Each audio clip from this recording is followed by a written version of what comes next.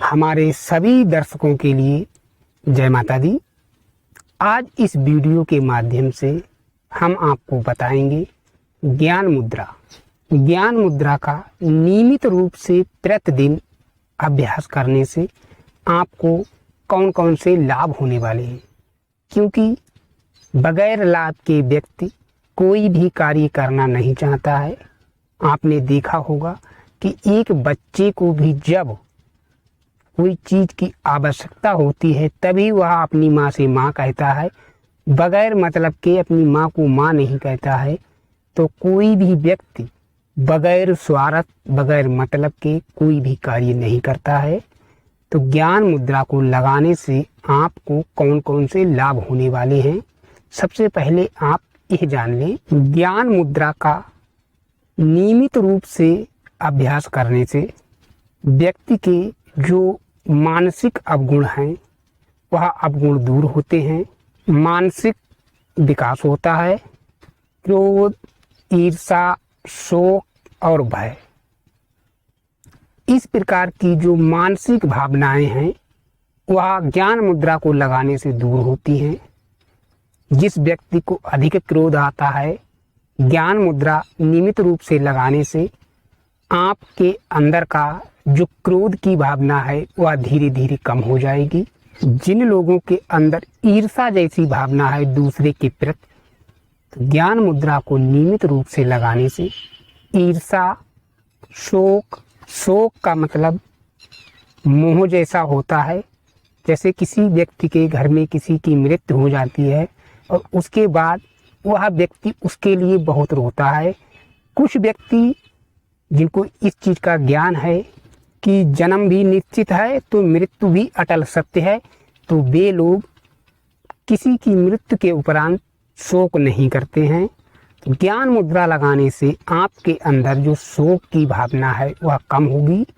और इसके साथ भय, कुछ व्यक्तियों के अंदर भय बना रहता है, तो ज्ञान मुद्रा को नियमित रूप से लगाने से आपके अंदर जो भय जैसी भावना है वह भावना दूर होगी। ज्ञान मुद्रा को नियमित रूप से लगाने से ज्ञान की प्राप्ति होती है और इसके साथ मन को शांति मिलती है। ज्ञान मुद्रा को नियमित रूप से लगाने से जो लोग सिर दर्द, माइग्रेन जैसी समस्या से पीड़ित हैं, तो उनके लिए बहुत ही लाभकारी है। आप ज्ञान मुद्रा को नियमित रूप से लगाएंगे तो माइग्रेन जैसी समस्या से आपको राहत मिलेगी। बुद्धि और स्मरण शक्ति दोनों ही तीव्र होती हैं। ज्ञान मुद्रा को कभी भी आप खाली पेट ना लगाएं। ज्ञान मुद्रा लगाने के लिए सबसे पहले आप पृथ्वी के ऊपर चटाई ले लें और उस चटाई को बिछा लें। उसके उपरांत आप जिस आसन में बैठने में समर्थ हैं, पद्मासन या वज्रासन, ये आप पर निर्धारित करता है कि आप किस आसन में बैठना चाहेंगे। पद्मासन भी लगा सकते हैं, वज्रासन भी लगा सकते हैं। और इसके बाद तर्जनी और अंगूठा, इन दो उंगलियों को और अपने दोनों हाथों को इस प्रकार से सीधा कर लें। गर्दन को बिल्कुल सीधा रखें, जो रीढ़ की हड्डी है उसे एकदम खींचकर सीधा रखें। उसके बाद आंखें बंद कर लें। आंखें बंद करने के बाद आप चाहें तो ओम का उच्चारण भी कर सकते हैं। सांसों को निर्धारित रखें। पहले आप नासिका से सांस को अंदर ग्रहण करें, ओम का ध्यान चलता रहे, ध्यान को भटकने ना दें।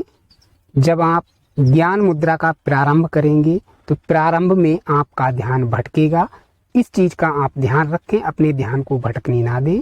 सांस कुछ देर आप अंदर रोकें, रोकने के उपरांत हल्के हल्के आप सांस बाहर छोड़ें, हल्के हल्के सांस अंदर ग्रहण करें और ओम का स्मरण करते रहें।